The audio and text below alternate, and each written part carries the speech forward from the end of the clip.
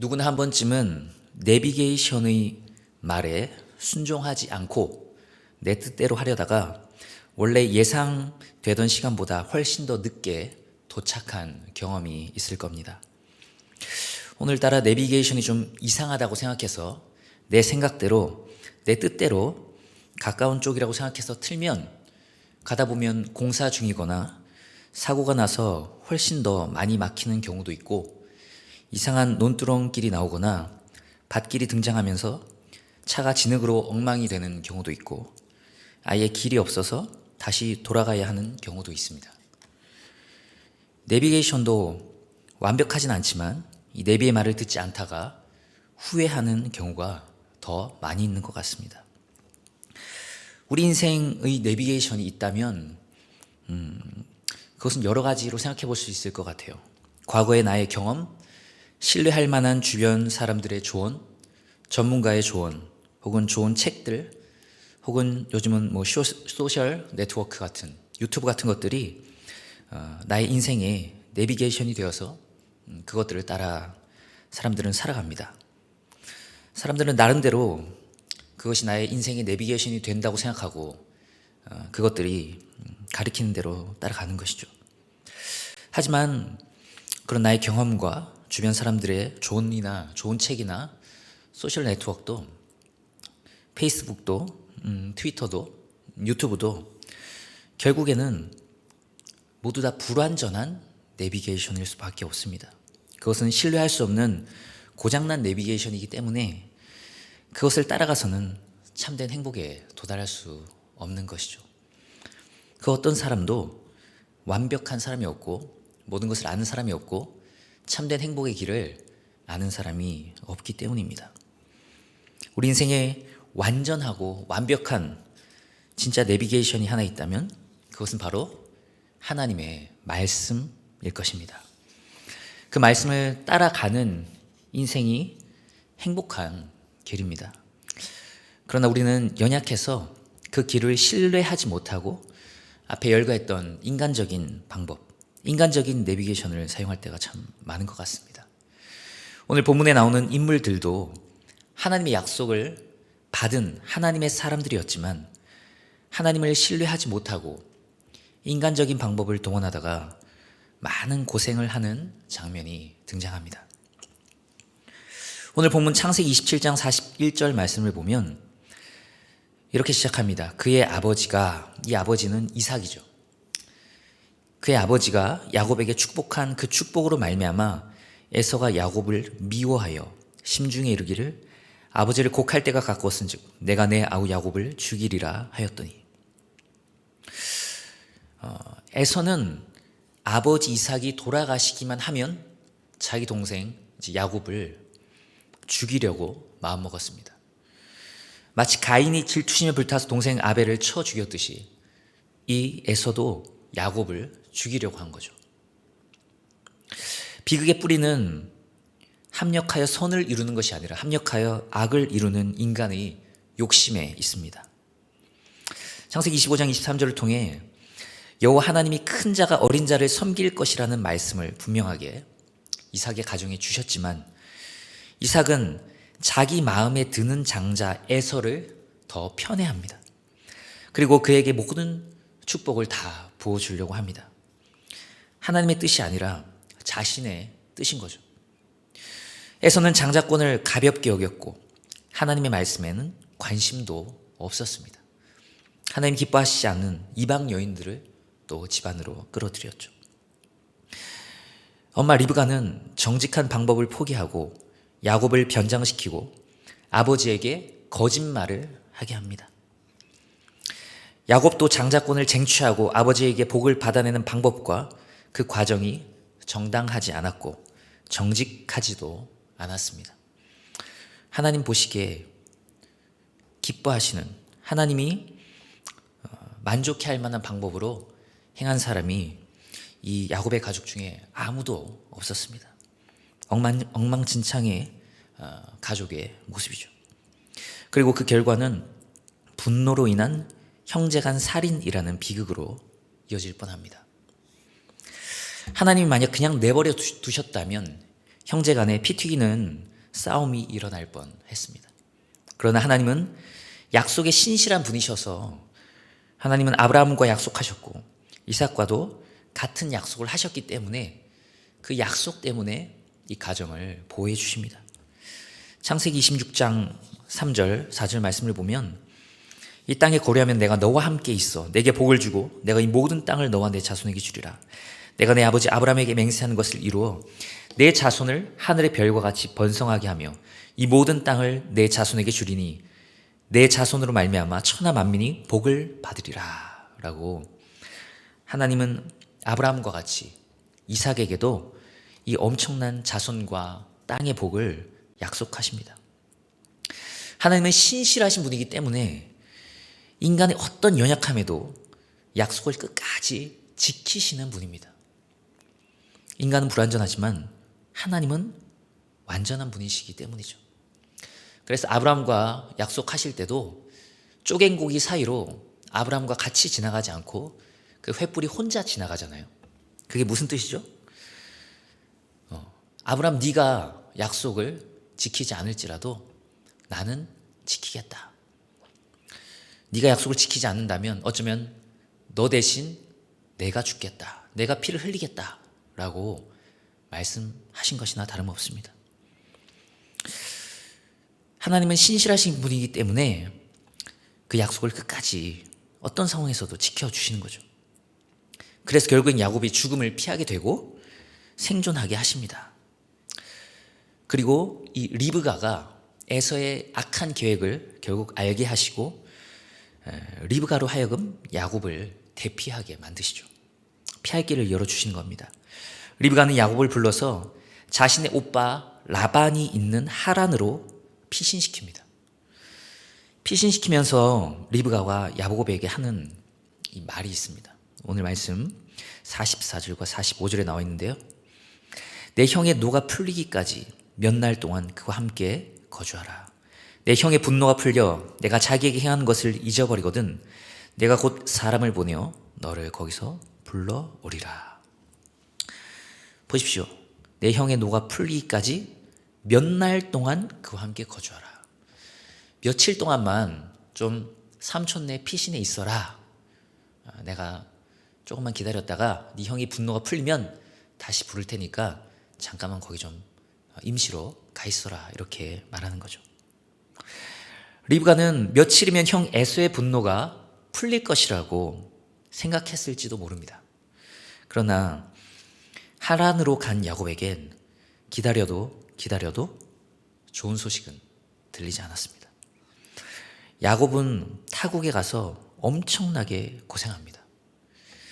야곱이 다시 고향으로 돌아올 때 외삼촌 라반을 향해 한 말을 기억하십니까? 창세기 31장 41절을 보면 그 말이 적나라하게 나와 있는데요. 내가 이와 같이 낮에는 더위와 밤에는 추위를 무릅쓰고 눈 붙일 겨를도 없이 지냈나이다.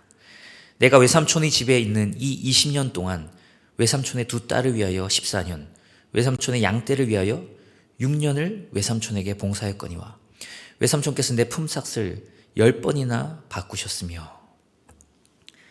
결국 야곱이 다시 집으로 돌아오기까지는 몇 년이 걸렸죠? 20년이 걸렸습니다. 며칠 있다가 올 거라고 생각하고 갔는데 20년 걸린 거죠.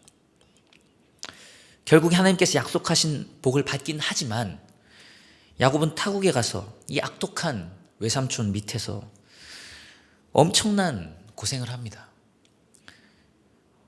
밤에는 추워서, 그리고 낮에는 더워서, 그리고 제대로 잠잘 시간도 없이 그렇게 노예처럼 부림을 당합니다. 심지어 엄청난 사기를 당하는데 아내를 바꿔치기 당하는 사기까지 당합니다. 종처럼 부림을 당할 뿐만 아니라 사기를 수도 없이 당하고 엄청나게 고생했다라고 고백합니다. 내 품삯을 10번이나 바꿨다는데 실제 10번만 바꿨겠습니까? 수도 없이 사기를 쳤고 노예나 종처럼 부려먹었다는 거죠. 어머니 리브가가 며칠 걸릴 것이라고 했던 것은 인간의 생각이었습니다. 별거 아니라고 생각했던 것 같습니다. 그러나 하나님은 하나님을 신뢰하지 않은 것에 대해서 가볍게 생각하시는 분이 아니라는 것을 본문은 보여줍니다. 목적을 위해 수단을 정당화하는 것에 대해서, 진실하고 정직한 방법으로 하지 않은 것에 대해서 매우 엄격하게 대하시는 모습을 볼 수 있습니다. 바로 갈 수 있는 길을 엄청나게 우회하게 하시는 것입니다. 그래서 결국 하나님을 신뢰하지 않고 인간적인 방법을 사용하는 것이 너무나도 어리석었다는 것을 깨닫게 하시는 거죠. 하나님이라는 내비게이션을 믿고 신뢰하고 하나님의 말씀대로 가야 되는데, 직진을 해야 되는데 자기 생각엔 오른쪽으로 가는 게 좋다고 생각해서 오른쪽으로 가고, 자기 생각이 왼쪽으로 가는 게 좋겠다고 생각해서 왼쪽으로 핸들을 틀었다가 말로 할 수 없는 수많은 고난과 순환을 겪고 훨씬 더 우회해서 오래 걸려서 도착하게 되는 거죠. 야곱 생의 말년에 한번 고백을 보십시오. 바로가 마지막에 야곱에게 네 나이가 얼마냐라고 묻습니다. 그때 애굽으로 내려간 야곱이 바로에게 이렇게 고백해요. 내 나그네 길의 세월이 130년이다. 내 나이가 얼마 못 되니 우리 조상의 나그네 길이 연초에 미치지 못하나 험악한 세월을 보내었나이다. 130년을 살았는데 조상들의 연주에는 좀 미치지 못했다. 조상들은 더 많이 살았으니까요. 하지만 130년이 짧은 인생은 아니죠. 지금 우리 수명보다도 훨씬 더 긴 인생 아닙니까?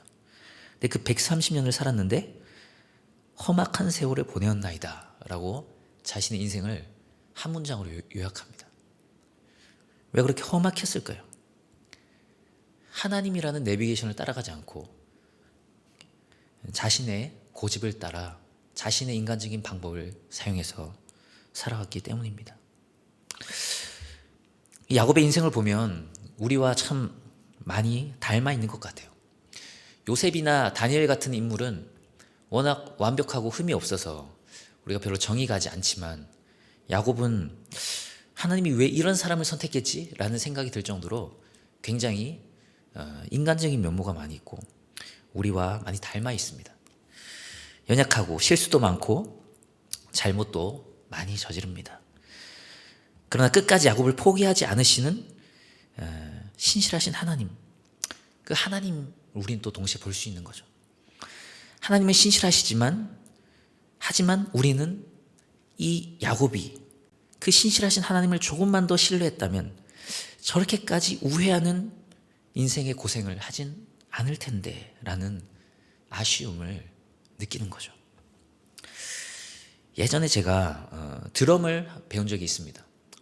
중학생 때부터 드럼 치는 것을 좀 동경을 해서 굉장히 좋아했고 중고등학교 때 열심히 막 쳤었는데, 그때 교회 형들한테 배우고 막 그랬었죠. 근데 그 형들이 드럼을 또 제대로 배웠겠습니까? 또 그 형들도 그 어설픈 어떤 형들한테 배웠겠죠. 그렇게 어설픈 형들한테 막 배우고 쳤었는데, 나중에 대학교 다닐 때 제대로 한번 배워야겠다는 생각이 들더라고요. 어차피 칠 거면, 교회에서 또 섬길 거면 제대로 배워야지라는 생각을 했었고, 그 당시 안성욱 선생님이라는 CCM 세션계에서 거의 세 손가락 안에 들 만큼 유명한 분을 찾아가서 몇 달을 배운 적이 있습니다.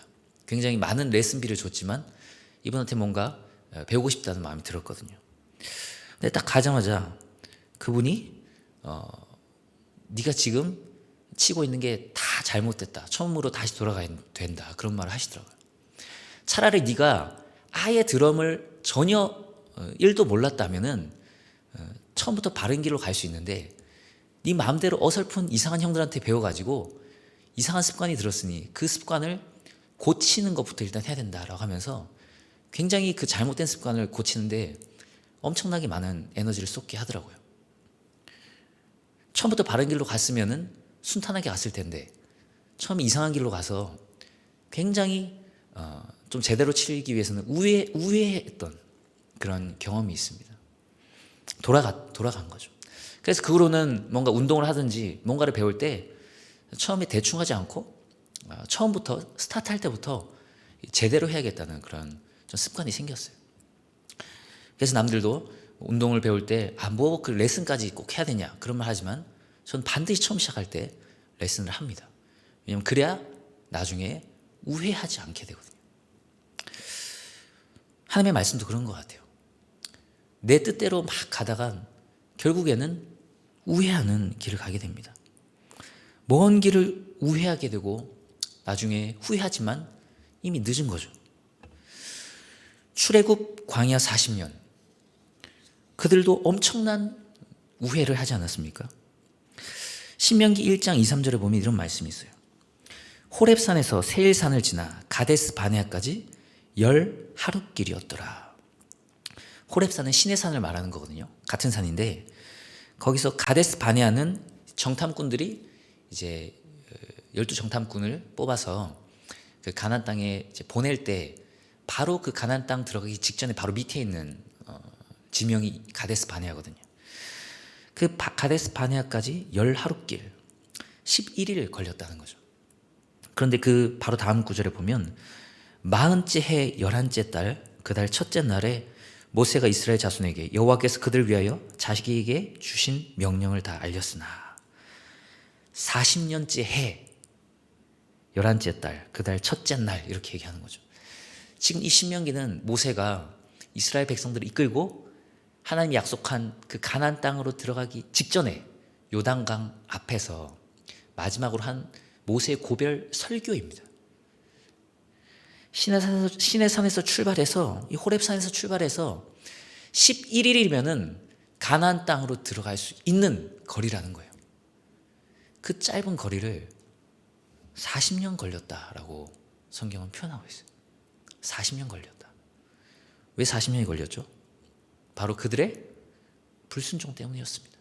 하나님을 향한 불신 때문이었어요.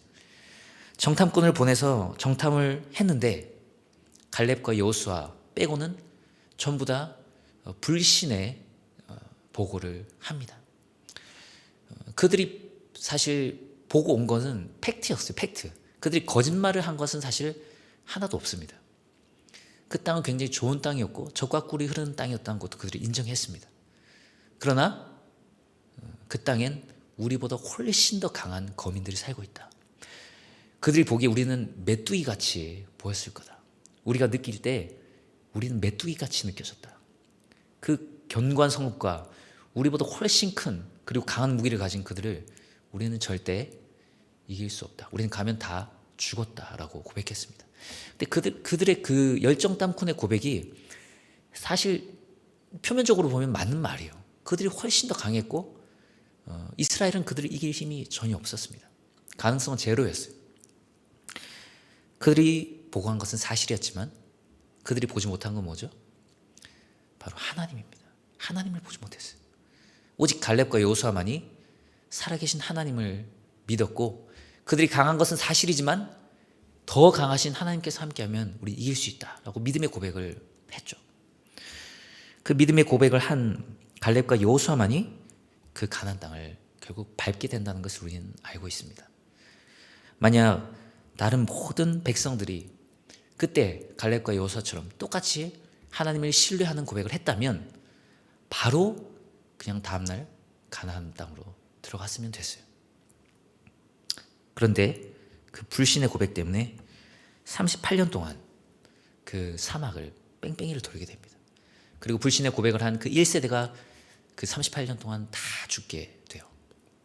그리고 출애굽 20세 이하의 그 2세대들만이 남게 되고 그 2세대를 향해서 이 말씀을 모세가 전하고 있는 겁니다. 10하루면 갈 수 있는 길을 너희가 40년 걸려서 왔다라고 말하고 있는 거죠. 무엇 때문입니까? 하나님의 말씀을 신뢰하지 못해서 그렇게 먼 인생을 우회해서 오게 된 것입니다. 우리의 인생 자체가 사실은 우회하는 인생입니다. 아담과 하와가 만약 선악과를 따먹지 않았다면 하나님의 말씀에 순종했다면 어떤 결과가 왔을지 상상해 보신 적이 있나요? 하나님이 사실은 이 세상을 창조할 때 완전한 창조였지만 완성된 상태의 창조는 아니었거든요. 하나님은 그 선악과 시험을 통과하고 이제는 다시는 타락의 가능성조차 있지 않은 하나님이 계획하는 그 새하늘과 새 땅과 같은 그 놀라운 땅으로 인도하시기를 하나님께서는 원하셨어요. 그러나 인간의 죄 때문에, 불순종과 교만 때문에 결국에는 이 엄청난 세월을 우리가 돌아서 가고 있는 것 아닙니까? 결국은 하나님은 신실하기 때문에 하나님은 반드시 우리를 통해 이루고자 하시는 그 새하늘과 새 땅을 예배하고 계시고, 결국에는 우리는 그 땅을 밟게 될 것입니다. 그 나라에 들어가게 될 것입니다. 그러나 이 모든 인류의 엄청난 전 역사가 하나님을 향한 그 불순종 하나 때문에, 그것 때문에 이렇게 돌아가게 된 거죠. 이 고난과 고통과 죽음이 찾아오게 된 거죠. 엄청난 길을 우리는 돌아가고 있는 겁니다. 우리는 정말 하나님의 말씀을 신뢰하고 그 말씀을 듣고 가장 빠른 길로, 가장 가까운 길로 가는 은혜가 있기를 축복합니다. 하나님은 반드시 우리를 통해 우리를 축복해 주시고 그 땅으로 인도해 주겠지만, 때로는 우리의 불순종 때문에, 불신 때문에 우리가 너무나 많은 길을 우회하게 될 때가 있는 것 같아요. 그러나 하나님께서 보여주신 그 놀라운 사랑과 은혜를 우리가 안다면 우리는 하나님의 말씀에 순종할 수 있을 것입니다. 예수 그리스도를 통해 보여주신 그 하나님의 놀라운 사랑을 우리가 알고 믿고 신뢰해야 되겠죠. 그래서 로마서 5장 8절에 이렇게 고백하고 있습니다. 우리가 아직 죄인 되었을 때 그리스도께서 우리를 위하여 죽으심으로 하나님께서 우리에 대한 자기의 사랑을 확증하셨느니라. 우리를 향한 하나님의 그 놀라운 사랑을 예수 그리스도의 십자가를 통해 보여주셨다는 거죠. 확실히 증명하셨다는 거죠. 구약의 많은 사람들은 하나님이 우리를 사랑합니까? 언제 사랑했습니까? 그렇게 되물었습니다. 하나님은 예수 그리스도를 통해 내가 너희를 이렇게 사랑했다라고 고백하고 계십니다. 예수 그리스도를 통해 보여주신 그 아들을, 하나밖에 없는 아들을 십자가에 내어주기를 아까워하지 않으신 그 하나님의 사랑을 신뢰한다면 우리는 한 걸음 한 걸음 하나님이 기뻐하시는 길로 발걸음을 내디딜 수 있으리라 믿습니다. 누가복음 5장 4절 말씀을 보면, 말씀을 마치고 시몬에게 이르시되 깊은 데로 가서 그물을 내려 고기를 잡으라. 시몬이 대답하여 이르되 선생님, 우리들이 밤이 새도록 수고하였을 때 잡은 것이 없지만은 말씀에 의지하여 내가 그물을 내리리다 하고, 그렇게 하니 고기를 잡은 것이 심이 많아 그물이 찢어지느니라. 때로는 우리의 경험과 우리의 지혜와 주변 많은 사람들의 조언이 왼쪽으로 가라고 가리킬지라도 하나님의 말씀이 오른쪽이다 말하면 우리가 순종하고 오른쪽으로 가는 결단이, 그런 은혜가 있기를 축복합니다. 또한 많은 사람들이, 그리고 내 경험과 생각이 오른쪽이라고 말하지만 하나님은 왼쪽이다 라고 말하면 그 하나님의 말씀에 순종하는 은혜가 있길 바랍니다. 그것이 가장 가까운 길이고 가장 좋은 길이고 가장 행복한 길인 줄 믿습니다. 그 믿음으로 하나님 말씀에 신뢰하여 깊은 곳에 그물을 던지는 오늘 하루와 우리의 모든 삶이 되기를 간절히 축복합니다. 우리 찬양하고